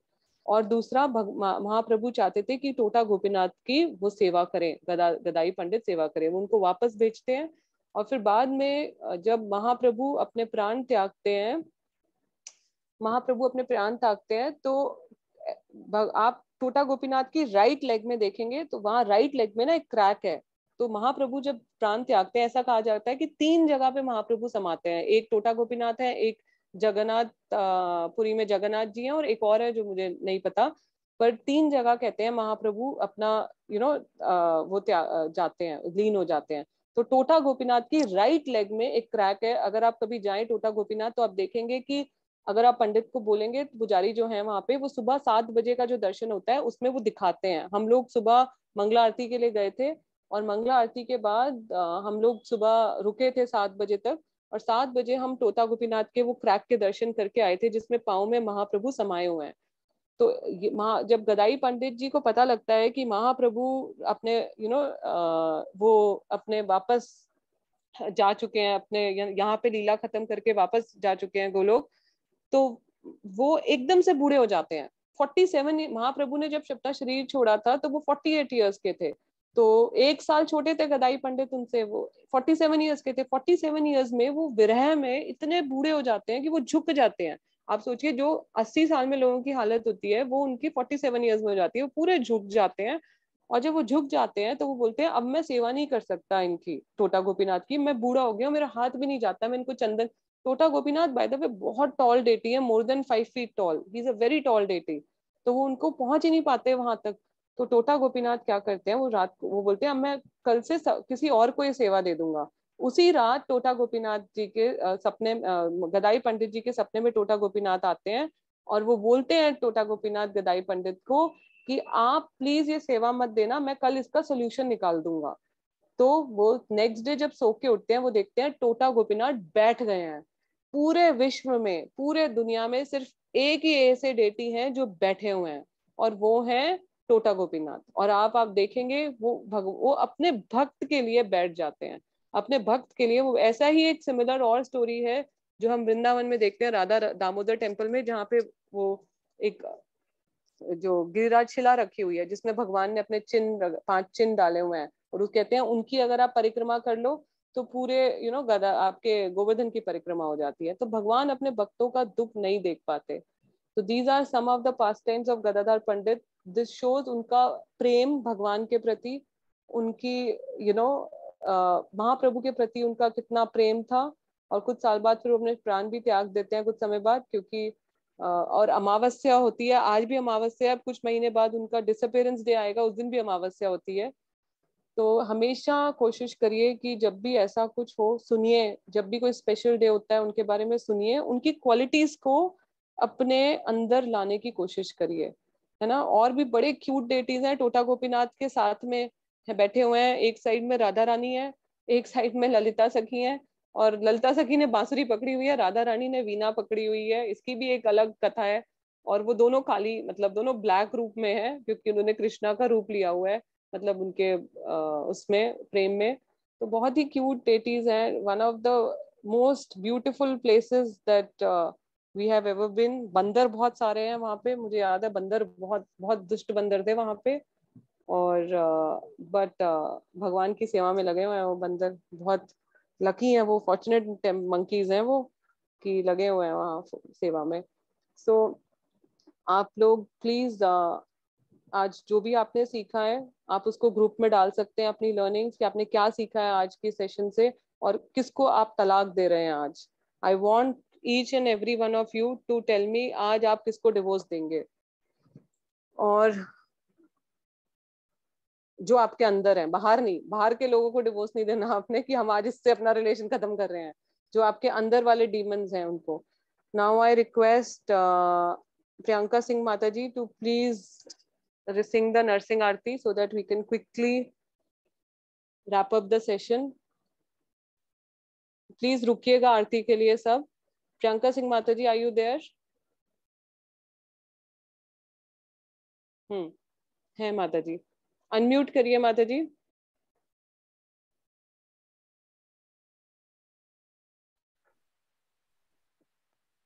नरसिंह भगवान की जय। संगीता माता जी, प्लीज शेयर द आरती.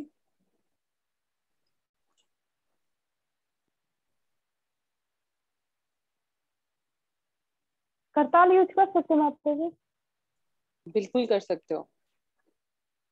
बलदेव जी का एक्सपेंशन है ये, जो भी भगवान की सेवा में यूज हो सकता है, बिल्कुल यूज कर सकते हो.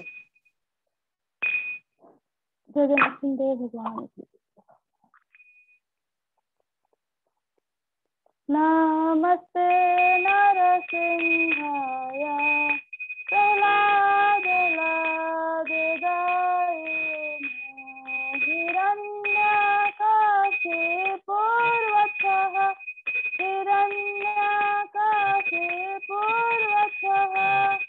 शिलकङ्कालकालये इतो न सिंहा परतो न सिंहा यतो यतो यामि ततो न सिंहा वही न सिंहा हृदये न सिंहा वही न सिंहा हृदये न सिंहा नरसिंहमदिं शरणं प्रपते तव कर कमलवरे नखा अद्भुत श्रींगां दलिता हिरण्यकशिपु अनुबृंगां केशवधृता नरहरि जय जगदीश हरे जय जगदीश हरे जय नरसिंहदेव जय नरसिंहदेव जय प्रहलाद महाराज जय प्रहलाद महाराज जय प्रभुपदाय गुरुदेवाय जय गुरुदेवाय नित्य गौर हरि बोल हरि बोल हरि बोल। जय गौर प्रेमानंद हरि हरि बोल। Thank you very much. Questions अभी नहीं ले रहे, सेशन बहुत लंबा हो गया. क्वेश्चंस आप अपना ग्रुप पे छोड़ सकते हैं and I will respond to the questions in a voice message. आप क्वेश्चन सारा ग्रुप में डाल सकते हैं एंड वॉइस मैसेज में मैं क्वेश्चंस का आंसर छोड़ दूंगी. Thank you so much. Let's all prayer. हम सब सभी वैष्णवों को प्रणाम करें जो दया के सागर हैं और कल्पवृक्ष के समान हैं. अनम्यूट करके सब बोल सकते हैं. Let everybody